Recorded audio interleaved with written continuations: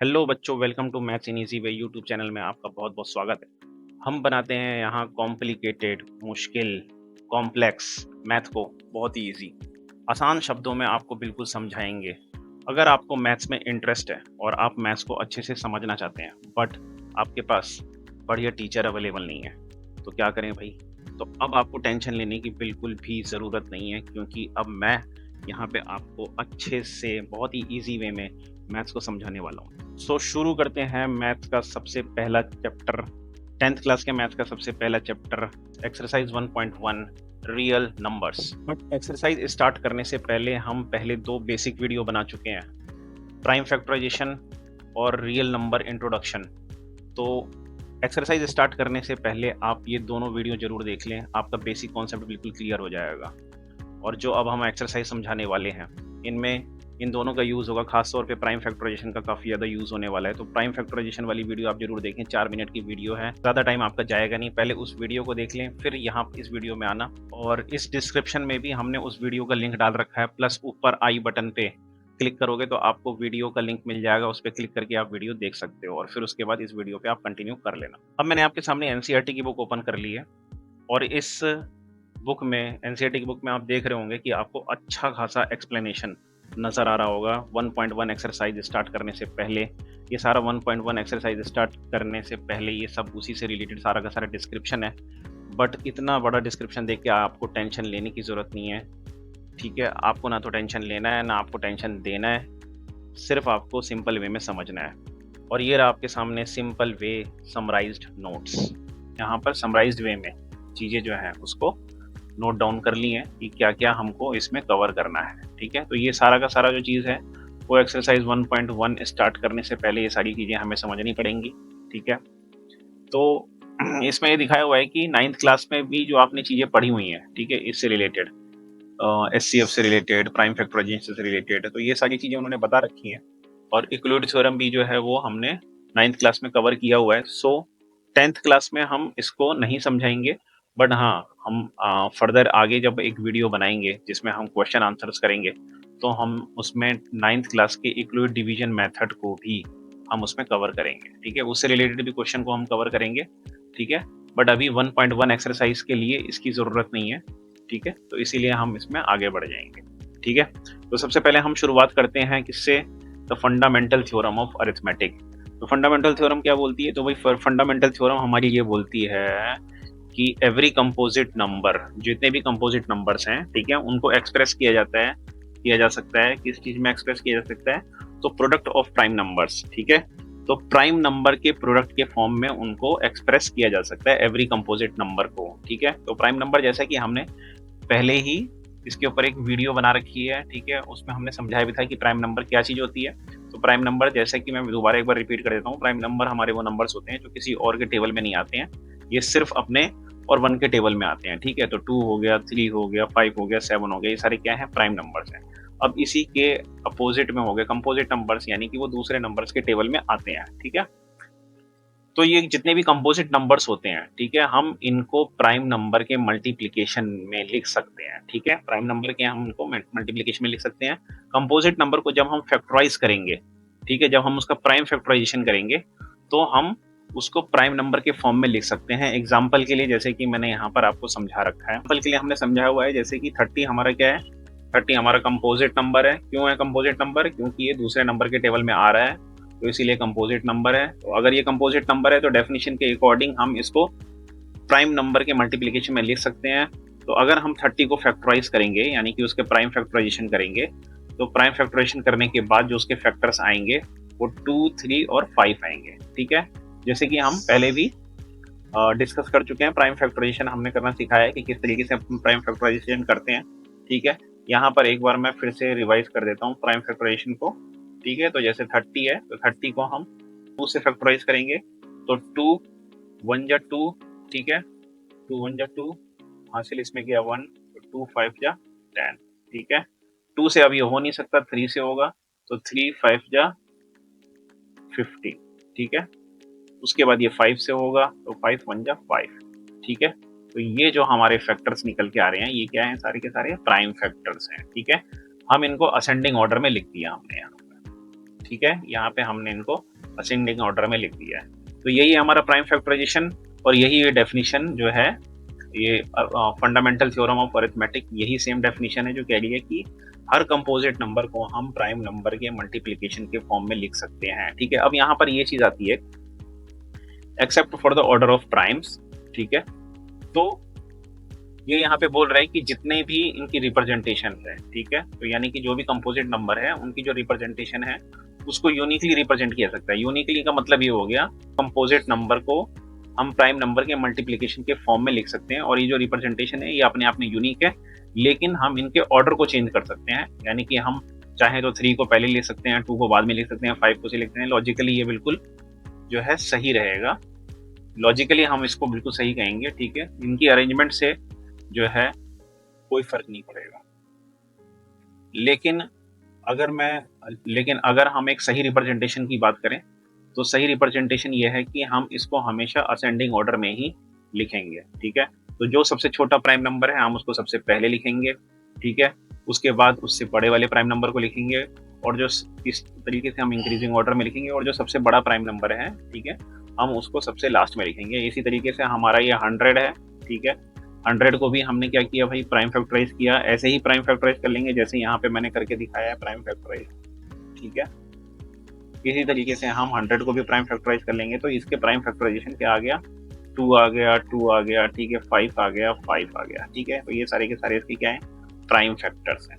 तो 100 को भी हमने प्राइम फैक्टर के मल्टीप्लीकेशन के फॉर्म में लिख दिया, और यही चीज जो है डेफिनेशन में भी यही चीज सेम चीज मेंशन की हुई है कि कंपोजिट नंबर्स को, यानी कि वो नंबर जो कि दूसरों के पहाड़े में आते हैं, हम उनको प्राइम नंबर के मल्टीप्लीकेशन के फॉर्म में लिख सकते हैं। ठीक है, ठीक है, अब हम नेक्स्ट पेज में आ गए हैं। ठीक है, तो अब हम फंडामेंटल थ्योरम ऑफ अरिथमेटिक में आगे बढ़ते हैं। तो फंडामेंटल थ्योरम ऑफ अरिथमेटिक तो आप समझ ही गए हो। ठीक है, कि हर कंपोजिट नंबर को हम प्राइम नंबर्स के फैक्टर्स में लिख सकते हैं। ठीक है, अब इसी थ्योरम के हेल्प से हम एचसीएफ और एलसीएम निकालना सीखेंगे। ठीक है, तो 9th क्लास में आपने एचसीएफ जो है वो इक्लुइड मेथड से निकालना सीखा था, और यहाँ पर अब हम 10th क्लास में फंडामेंटल थ्योरम ऑफ अरिथमेटिक की हेल्प से हम एचसीएफ और एलसीएम निकालना सीखेंगे। ठीक है, तो प्रोसेस यहाँ पर हमने समझा रखा है किस तरीके से हमें एचसीएफ और एलसीएम निकालना है, और इसी के सामने हमने ये एग्जाम्पल भी मेंशन कर दिए हैं। ठीक है, तो स्टेप्स और एग्जाम्पल दोनों आमने सामने हैं। ठीक है, दोनों को मैं आपको अच्छे से एक्सप्लेन कर देता हूँ किस तरीके से हमें एचसीएफ निकालना है, एलसीएम निकालना है। सबसे पहले तो हम ये समझ लेते हैं कि एचसीएफ होती क्या चीज़ है। ठीक है, तो एचसीएफ का मतलब होता है हाईएस्ट कॉमन फैक्टर। ठीक है, हाईएस्ट कॉमन फैक्टर, और एलसीएम का मतलब होता है लोएस्ट कॉमन मल्टीपल। ठीक है, याद रखना, हाईएस्ट कॉमन फैक्टर ये फैक्टर है। ठीक है, और एलसीएम जो है हमारा वो मल्टीपल है। ठीक है, तो ये है हमारा एग्जांपल। ठीक है, स्टेप बाय स्टेप हमने समझाया हुआ है। ठीक है, हमारे पास ये है दो नंबर, ये फाइंड द एचसीएफ ऑफ 12 और 18। ठीक है, तो 12 और 18 का हमें एचसीएफ निकालना है। स्टेप हमने यहाँ पे समझाया हुआ है। सबसे पहले हमें क्या करना है, प्राइम फैक्टराइजेशन करना है, दोनों नंबर का प्राइम फैक्टराइजेशन करना है। तो दोनों नंबर कौन से हैं हमारे पास, यहाँ पे 12 है, 18 है, तो हम इन दोनों का क्या करेंगे, प्राइम फैक्टराइजेशन करेंगे। प्राइम फैक्टराइजेशन आपको करना आता ही है, हमने ऑलरेडी वीडियो बना दिया है।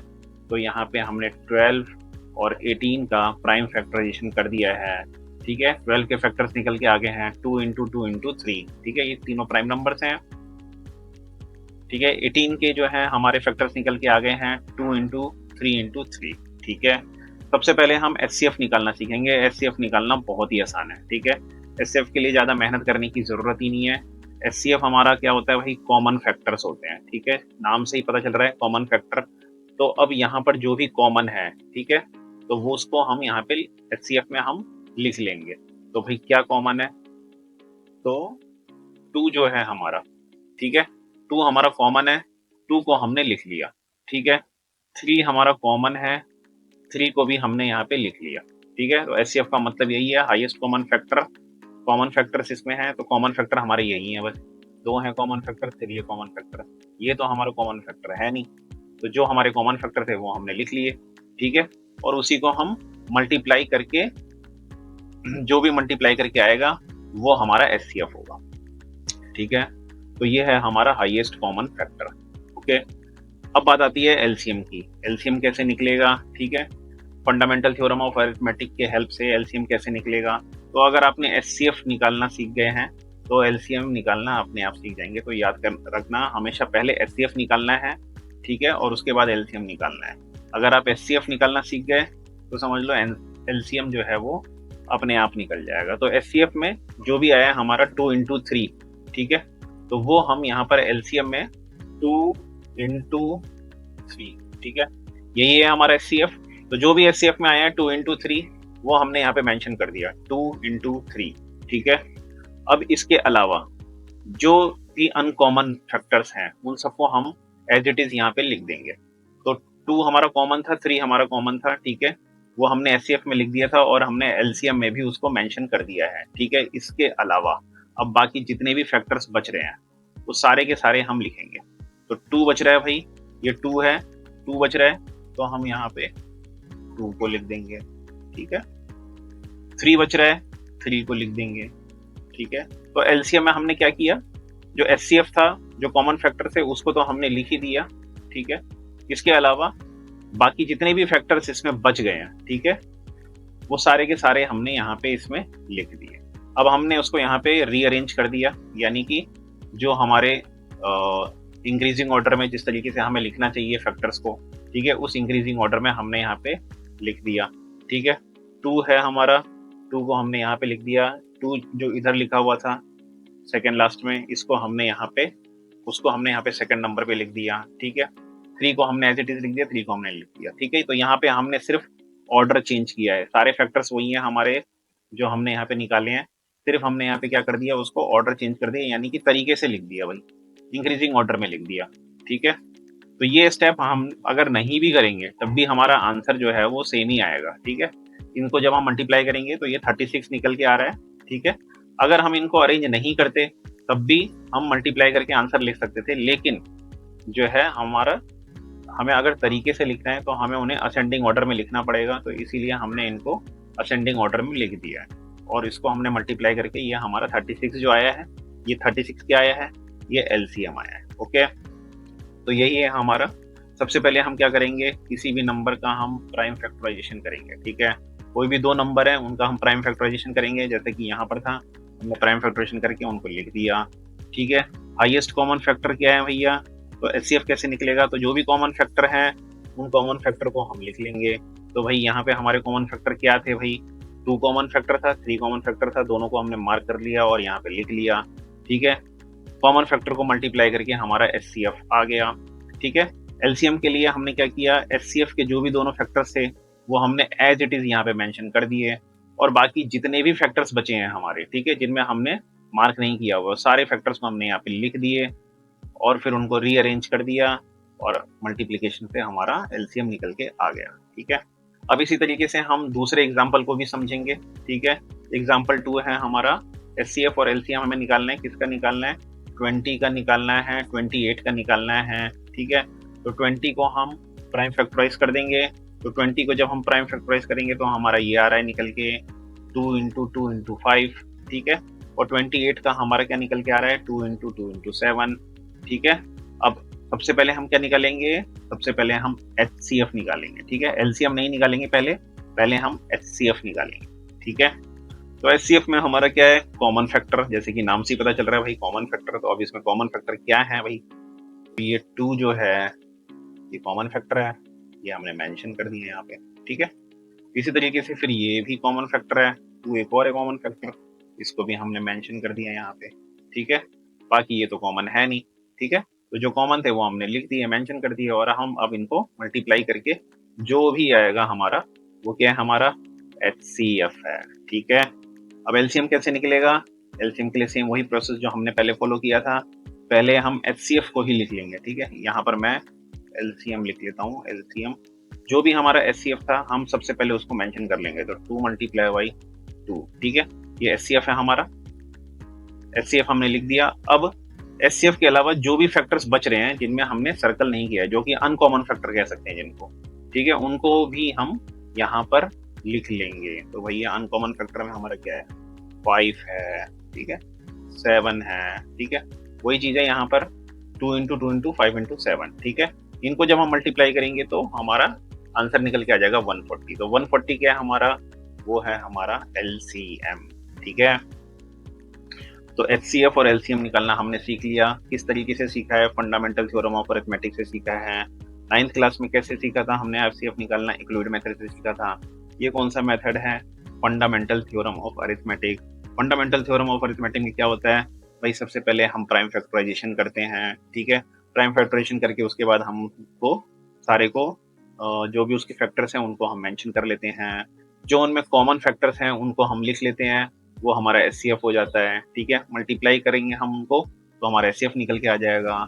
एलसीएम में क्या करते हैं, जो कॉमन फैक्टर्स हैं पहले उनको लिख लेते हैं, फिर जो अनकॉमन फैक्टर्स हैं हमारे उन सबको भी इसमें इंक्लूड कर लेते हैं और सबको मल्टीप्लाई करके हमारा क्या आ जाता है, हमारा एलसीएम आ जाता है। ठीक है, अब यहाँ पर मैं एक चीज बोलना चाहूंगा कि जो हमारा एचसीएफ होता है, ठीक है, जो हमारा एचसीएफ होता है वो उसमें भले ही नाम हाईएस्ट लिखा हो, ठीक है, किसी भी दो नंबर का जब हम एचसीएफ निकाल रहे हैं, ठीक है, और उसमें हमारा जो एचसीएफ होगा वो हमेशा एक छोटा नंबर निकल के आएगा। ठीक है, कोई भी दो नंबर है, जैसे यहाँ पे 12 है 18 है, ठीक है, 12 है 18 है, तो एचसीएफ हमेशा छोटा नंबर निकल के आएगा और एलसीएम जो है वो बड़ा नंबर निकल के आएगा, उन दोनों से बड़ा होगा, यानी कि 12 से और 18 से बड़ा नंबर होगा। कभी कभी तो एलसीएम काफी बड़े बड़े नंबर्स निकल के आते हैं और एचसीएफ बहुत ही छोटे छोटे नंबर्स निकल के आते हैं। ठीक है, नाम भले ही इसका हाईएस्ट है लेकिन नंबर ये हमेशा छोटा आएगा, और एलसीएम में नाम भले ही ये लोएस्ट है लेकिन ये नंबर काफी बड़े बड़े निकल के आएंगे। ठीक है, देखो जैसे एग्जांपल के लिए यहाँ पे 140 निकल के आया, नंबर क्या था हमारा, 20 था, 28 था, लेकिन जो एलसीएम है वो काफी बड़ा नंबर निकल के आया है। अब इसमें एक्चुअली में लोएस्ट भले ही लगा हो लेकिन नंबर से बड़े निकल के आते हैं, इसमें हाईएस्ट भले ही लगा हो, ये नंबर बिल्कुल छोटे छोटे निकल के आते हैं। ठीक है, एक्चुअली में रीजन ये है, मेन चीज इसका जो मतलब है वो ये है। ठीक है, एफ का मतलब फैक्टर होता है तो फैक्टर हमेशा छोटा होता है, और एम का मतलब यहाँ पे मल्टीपल होता है। ठीक है, तो मल्टीपल्स हमेशा बड़े बड़े होते हैं। ठीक है, इस चीज को ध्यान में रखना। ठीक है, ये जो फंडामेंटल बताया हमने कि एचसीएफ हमारे छोटे होते हैं और एलसीएम हमारे हमेशा बड़े नंबर्स निकल के आते हैं। ठीक है, ये हमारे ये जो लॉजिक है, इस लॉजिक से हम काफ़ी मल्टीपल चॉइस क्वेश्चंस में करने में हमें काफ़ी इजी होती है। मल्टीपल चॉइस क्वेश्चंस में कई बार क्या होता है कि जो ऑप्शंस दिए होते हैं, ठीक है, तो उससे हमें आइडिया लग जाता है कि हमें कौन से ऑप्शन पे सिलेक्ट करना है। कई बार तो हमें एचसीएफ और एलसीएम निकालने की भी जरूरत नहीं पड़ती है। ठीक है, अंदाजे से ही, क्योंकि एलसीएम हमारा हमेशा बड़ा नंबर होगा, तो अंदाजे से ही हम उसमें टिक कर देते हैं और हमारा आंसर भी सही आ जाता है। ठीक है, तो इतना समझ में आ गया।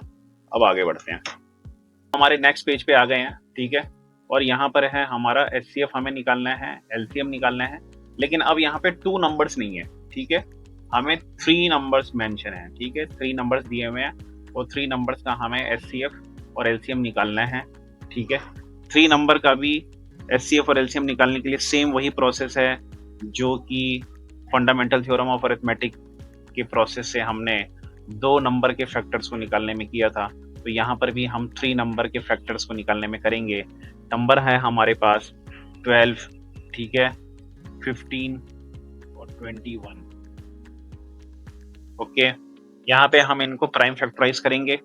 ठीक है, प्राइम फैक्टराइजेशन आपको आता ही है, जैसे कि हमने बता दिया।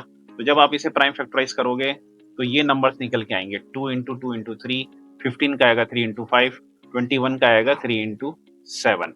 ठीक है, तो एचसीएफ जो है हमारा क्या है भाई, कॉमन फैक्टर है। तो यहाँ पर सेम वही रूल अप्लाई होगा कि जो कॉमन है इनमें वही हमारा एचसीएफ होगा। पहले हम 2 नंबर्स का देख रहे थे, अब यहाँ पे हम तीनों नंबर में देखेंगे कॉमन क्या है। तो तीनों नंबर में क्या है कॉमन भाई, 3 कॉमन दिख रहा है मेरे को तो। ठीक है, इन तीनों में 3 ही है कॉमन है, बाकी कोई भी कॉमन नहीं है, तो हमारा 3 ही ओनली कॉमन है। तो एचसीएफ क्या आएगा हमारा, सिर्फ 3 होगा। ठीक है, तो एचसीएफ देखो कितना छोटा नंबर निकल के आया है। ठीक है, नाम भले ही इसका हाईएस्ट से हो, ठीक है, लेकिन है क्या है, तो ये फैक्टर। ठीक है, तो इसीलिए बिल्कुल छोटा सा नंबर निकल के आया है ये एचसीएफ। ठीक है, अब एलसीएम निकालने का भी हमारा सेम वही प्रोसेस है जो हमने पहले फॉलो किया था। सबसे पहले हम क्या करेंगे, एलसीएम के लिए एचसीएफ को ही मेंशन कर देंगे सबसे पहले। ठीक है, सबसे पहले हम एचसीएफ को मेंशन कर देंगे। एचसीएफ हमारा कॉमन नंबर था, ठीक है, अब बाकी जितने भी अनकॉमन नंबर्स हैं, जैसे कि ये सारे हमारे अनकॉमन नंबर्स हैं क्योंकि हमने इनमें सर्कल नहीं किया, कॉमन वाले में सर्कल कर दिया था। तो जितने भी अनकॉमन नंबर्स हैं सारे के सारे हम यहाँ पे लिख देंगे। तो सबसे पहले हम क्या लिख देंगे, 2 लिख देंगे। ठीक है, 2 लिख देंगे सबसे पहले, तो ये 2 हमने मेंशन कर दिया। उसके बाद हम ये 5 और 7 इनको भी लिख लेंगे। तो 5 और 7 ये हमने लिख दिया। ठीक है, एक स्टेप हमने और बढ़ा दिया, इसमें हमने थोड़ा तरीके से लिख दिया। जो फैक्टर्स छोटे थे सबसे पहले हमने उनको लिख दिया। तो ये जो 2 है हमने इन 2 को यहाँ पे लिख दिया, 3 को लिख दिया फिर। ठीक है, 5 जो है हमारा, फिर हमने 5 को लिख दिया। 7 सबसे बड़ा फैक्टर इसमें प्राइम नंबर है, तो 7 को हमने सबसे लास्ट में लिख दिया। इन सब को हमने मल्टीप्लाई कर दिया। मल्टीप्लाई करने के बाद जो आएगा हमारा, वही हमारा एलसीएम है। अब ध्यान दीजिए, यहाँ पर नंबर्स हमारे कितने छोटे थे, 12, 15, 21। एलसीएम हमारा कितना बड़ा निकल के आया है। ठीक है, नाम भले ही इसका लोएस्ट है लेकिन नंबर ये बहुत बड़े निकल के आएंगे, और एचसीएफ नाम भले ही हाईएस्ट है, नंबर बहुत छोटे निकल के आएंगे। ठीक है, तो 3 नंबर का भी हमने सीख लिया किस तरीके से हमें एचसीएफ और एलसीएम निकालना है। सेम वही प्रोसेस है जो हमने 2 नंबर के लिए फॉलो किया था, वही सेम प्रोसेस यहाँ पे हम फॉलो कर रहे हैं। ठीक है, प्रोसेस कौन सा है ये, तो फंडामेंटल थ्योरम ऑफ अरिथमेटिक है, इसमें हम प्राइम फैक्टराइजेशन करते हैं। ठीक है, तो 3 नंबर का हमने कर लिया। अब हम नेक्स्ट आगे बढ़ते हैं। अब हम बढ़ते हैं नेक्स्ट पेज की तरफ। तो नेक्स्ट जो हमारा फॉर्मूला है, ये काफ़ी इंपॉर्टेंट फॉर्मूला है। HCF multiply by LCM equal to product of 2 numbers. So कोई भी 2 नंबर का जो प्रोडक्ट है, ठीक है, वो इक्वल आएगा किसके, ये 2 नंबर के जो HCF हैं, ठीक है, और जो LCM है। उन्हीं 2 नंबर के जो HCF हैं, जो LCM हैं, उन दोनों का जो प्रोडक्ट है वो किसके इक्वल होगा, उन्हीं जो 2 नंबर के प्रोडक्ट्स हैं उनके इक्वल होगा। ठीक है, तो ये हमारा काफ़ी इंपॉर्टेंट फॉर्मूला है इस एक्सरसाइज का। ठीक है, और इसके बेसिस पे काफ़ी क्वेश्चंस आते हैं।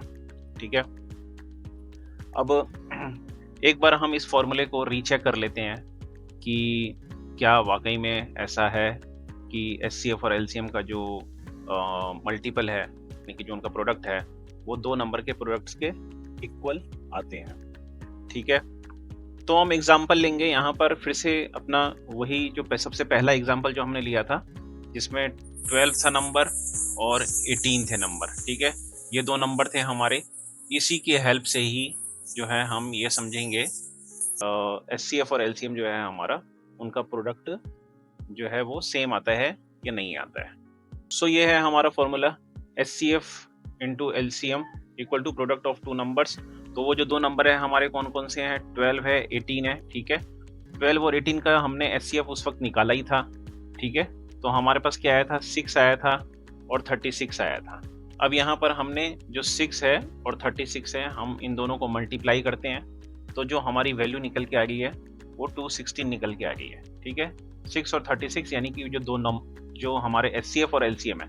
ठीक है, HCF और LCM को जब हम मल्टीप्लाई कर रहे हैं तो 260 निकल के आ रहा है, और जो 2 नंबर है हमारे यानी कि 12 और 18 है, जब हम इनको मल्टीप्लाई करेंगे तो इनको भी मल्टीप्लाई करके हमारा 216 ही आ रहा है। तो डेट मीन्स ये प्रूफ हो जाता है कि HCF ऑफ 2 नंबर, ठीक है, और LCM of 2 number equal to product of both 2 numbers. ठीक है, तो ये हमारा फॉर्मूला इसलिए इंपॉर्टेंट हो जाता है क्योंकि हमारे पास मान लो कोई 2 नंबर है। ठीक है, उन 2 नंबर, ये 2 नंबर हो गए और हमारे, और HCF और LCM हो गए हमारे। ठीक है, तो ये 4 पैरामीटर्स हैं इसमें। ऐसा हो सकता है कि हमें 3 पैरामीटर्स मिले, ठीक है, और हमें 1 पैरामीटर उसमें निकालना पड़े।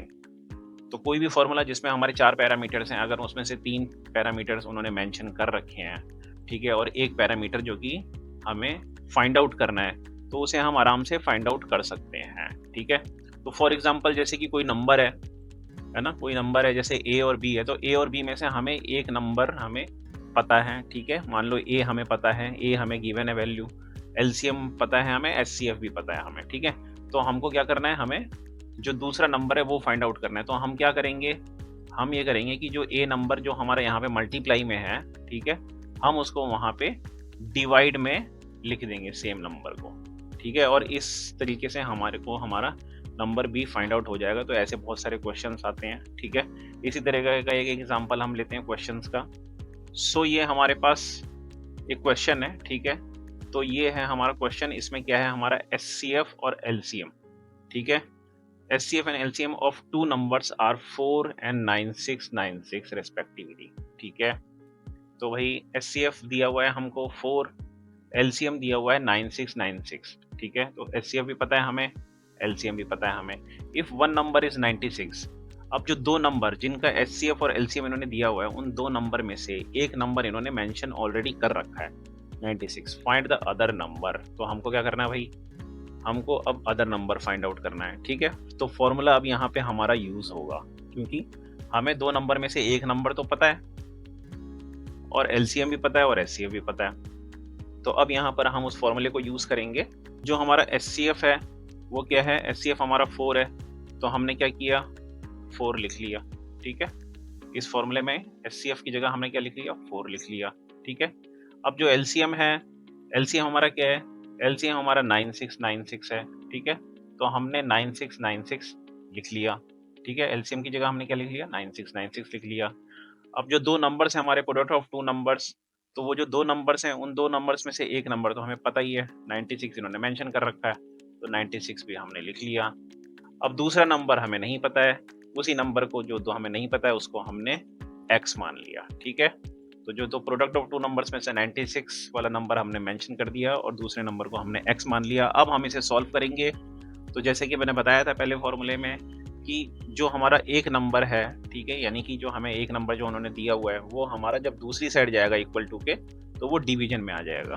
तो हम इसको सॉल्व करेंगे, यानी कि x इक्वल टू क्या हो जाएगा, तो x इक्वल टू हो जाएगा हमारा 4 मल्टीप्लाई बाई 9696, ऑलरेडी पहले से ही है तो हमारे इस तरफ है ना।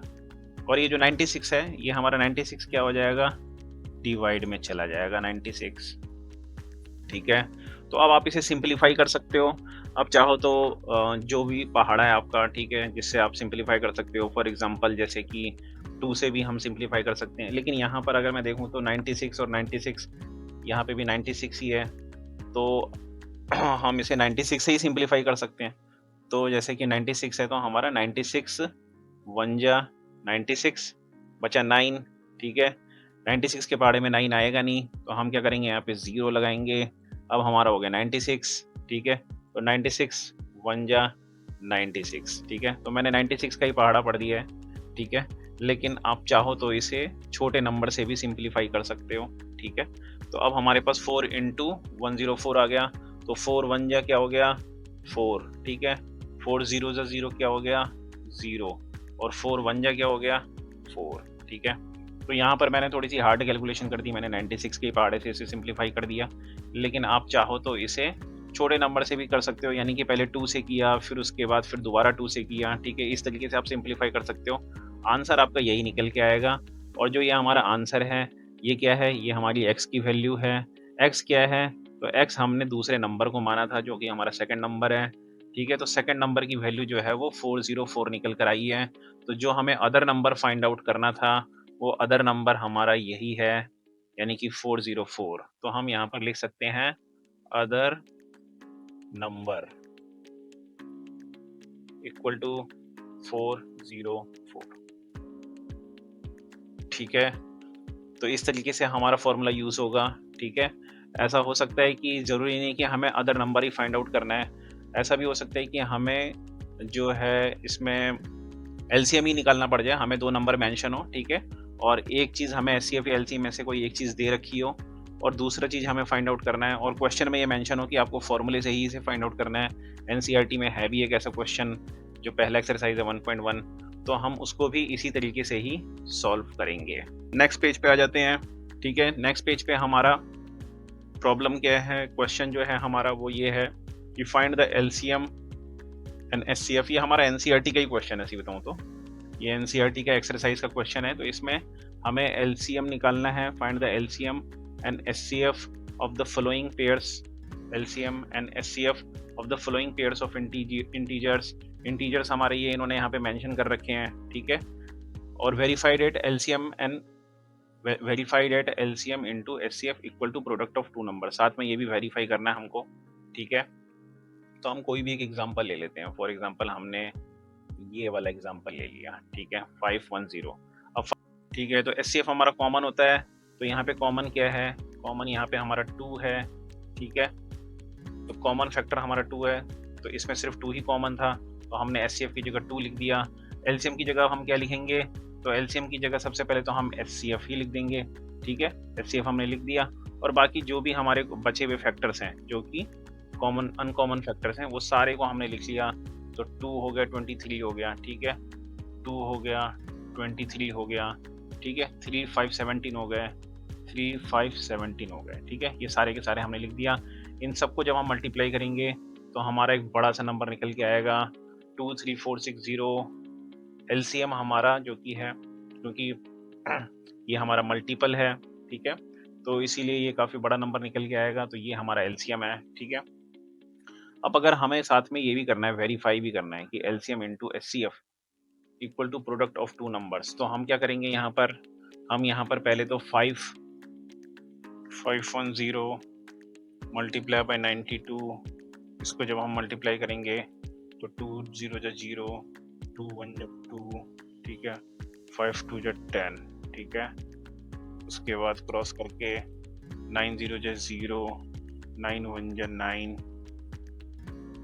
ठीक है, और 9 5 जा 45, ठीक है, तो ये जो हमारा निकल के आएगा 0 2 9 6 4, ठीक है, और इसी तरीके से हमारे पास ये हमारा एलसीएम है। ठीक है, अब हमने इन दोनों नंबर का तो प्रोडक्ट निकाल लिया जो कि हमारा 46920 करके आ रहा है।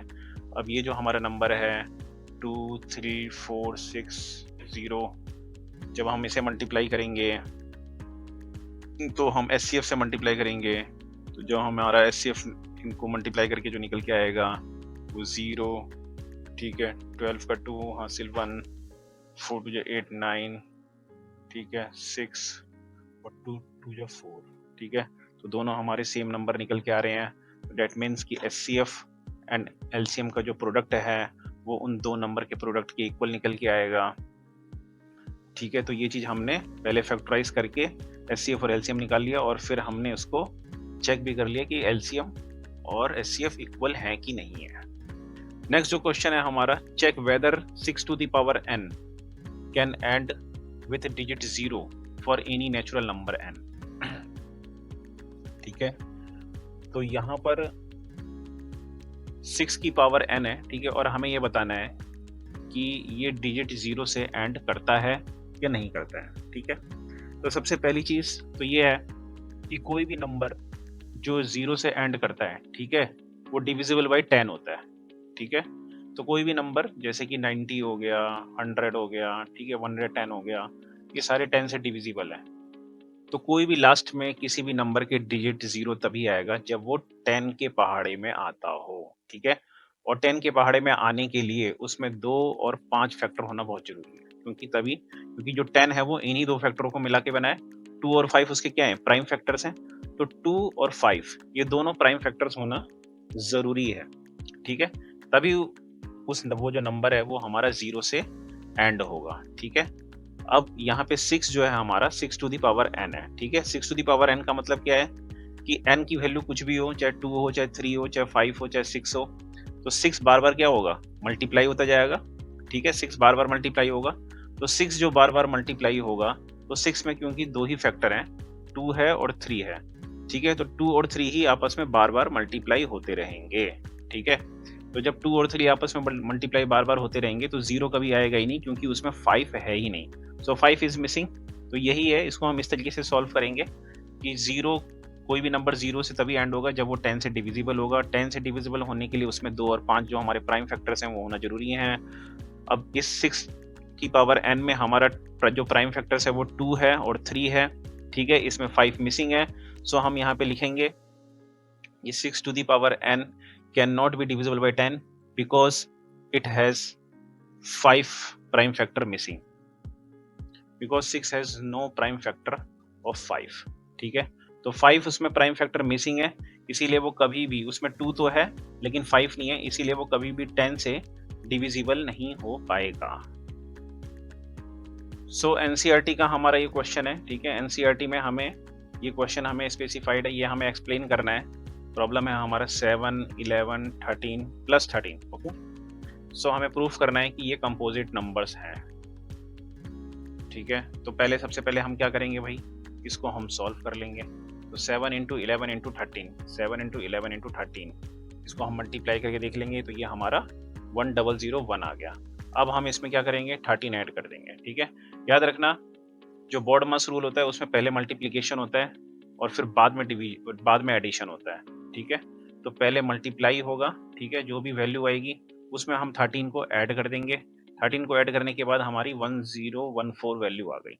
ठीक है, अब 1014 वैल्यू हमारा कंपोजिट नंबर है। क्यों है कंपोजिट नंबर? क्योंकि ये प्राइम नंबर नहीं है, इसके फैक्टर्स हैं। कोई भी अगर एक फैक्टर आप मेंशन कर दोगे तो 10 हैज मोर देन 2 फैक्टर्स। ठीक है, तो 1014 के 2 फैक्टर्स हैं, hence it is a composite number.